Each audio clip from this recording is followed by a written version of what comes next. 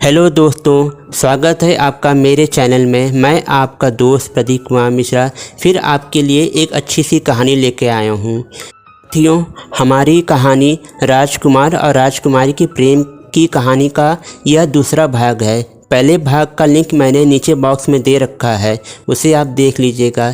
ये उसके आगे की कहानी है। उम्मीद है आपको यह कहानी भी पसंद आएगी। साथियों, इसके आगे की कहानी यह है कि वह लड़का जो है अपने पिछले जन्म की सारी बातें याद रखता है और वह इस जन्म में भी यह जानना चाहता है कि आखिर में वह राजकुमारी जो मुझसे इतना प्रेम करती थी उसने अचानक कैसे मेरे पीठ पे खंजर भोंका। और ये सारे सवालों से वह सोते जगते हर समय परेशान रहता था, लेकिन उसको अपने सवालों के कोई जवाब नहीं मिलते थे। वह पूरी रात परेशान रहता था, दिन भर अपने काम में लगा रहता था। रात भर जो है सपने में यही सब चीज़ उसे दिखाई देता था। साथियों, धीरे धीरे करके वह लड़का जो है अपने जीवन में आगे बढ़ता रहा और जिस शहर में वह रहता था वहाँ पे पुराने जगहों पे जाके हर एक चीज़ को तलाशता था। और वह राजा व राजकुमारी के बारे में किताबों में लोगों से सबसे पूछता था, लेकिन उसको कोई जवाब नहीं मिलता था। सब लोग कहते थे मुझे नहीं पता है, और वह लड़का निराश होकर इधर उधर घूमता रहता था। एक दिन क्या हुआ कि अचानक उसको घूमते घूमते एक वो पहाड़ी पे गया। वहाँ एक मंदिर था। मंदिर में वो गया, सोचा चलें देवी जी का दर्शन कर लें। तो जैसे ही मंदिर चढ़ने लगा फिर से उसे सारी घटनाएं जैसे जैसे राजकुमारी के साथ में चढ़ा था उसको सब याद आने लगा। बड़ा आश्चर्य हुआ। उसने आसपास तुरंत सारे मंदिर को देखना शुरू किया तो उसे याद आया कि ये वही शायद मंदिर है जिस मंदिर में मैं आया था और राजकुमारी ने मुझे धोखे से मारा था। तो वहाँ पर जब वो देखा कि एक पंडित जी बैठे हुए हैं ऋषि मुनि के वेश में, तो वो गया और उनसे पूछा कि इस मंदिर पे आप कब से हैं? कहे मैं तो इस मंदिर पे बहुत पुराने समय से हूँ, तुम कौन हो?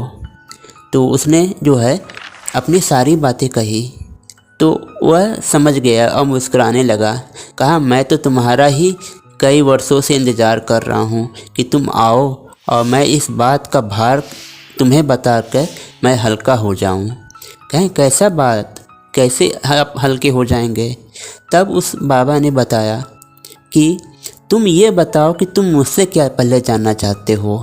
उसने कहा कि मैं यही जानना चाहता हूँ कि जिस राजकुमारी ने मुझसे बहुत प्रेम किया उसने मुझे क्यों मारा। तो उसने कहा कि बेटा, उसके पिता ने तुम्हें जो है मारने का सारा षड्यंत्र रच रखा था। वह तुम इत्तेफाक से बच के चले आए और राजकुमारी को यह पता था कि तुम नहीं बचोगे, इसलिए उसने जो है तुम्हारे पीठ में खंजर भोंक के अपने हाथों से कम दर्द में मार के तुम्हें मुक्ति दे दी।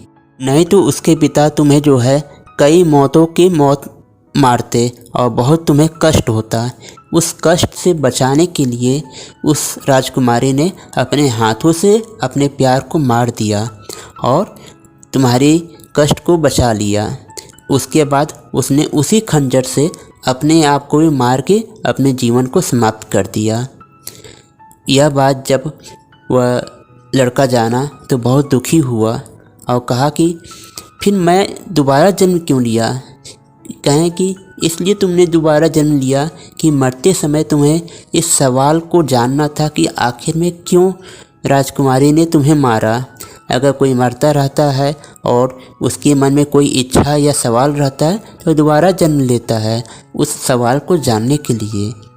और ये जो राजकुमारी है इसने भी दोबारा जन्म लिया है तुम्हारा साथ पाने के लिए।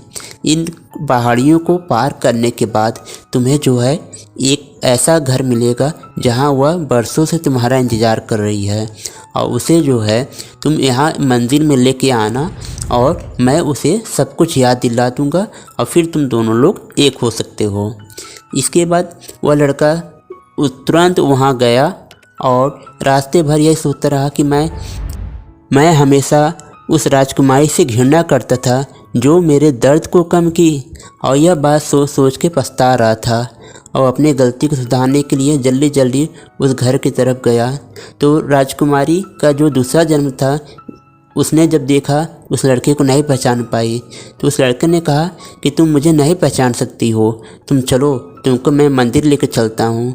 और उसके बाद वो जैसे पिछले जन्म में उन लोग मंदिर गए थे वैसे उन लोग वहाँ गए। और उसके बाद साधु ने उन दोनों लोगों को फिर से कहा कि अब तुम लोग फिर से देवी जी को प्रणाम करो और विवाह कर लो। और उन्होंने प्रणाम किया और विवाह किया। फिर जैसे कहें कि अब मैंने विवाह करवाया है तो भाई मेरा पैर छुओ।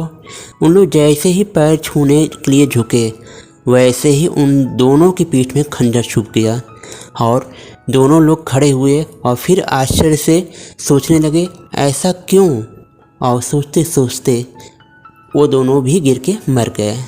साथियों, इसके आगे की कहानी, आखिर में उस बाबा ने क्यों उसको मारा, क्यों उन दोनों को पहले मिलाया और मिला के मार दिया। साथियों, अगर आप लोग को मेरी यह कहानी जाननी हो मेरे अगले वीडियो को ज़रूर देखिएगा। उम्मीद है आपको यह कहानी भी पसंद आई होगी। इसे ज़्यादा से ज़्यादा शेयर करें, लाइक करें और मेरे चैनल को सब्सक्राइब करना बिल्कुल मत भूलिएगा। कोई कंजूसी मत करिएगा, इसमें कोई भी कॉम्प्रोमाइज़ नहीं करिएगा।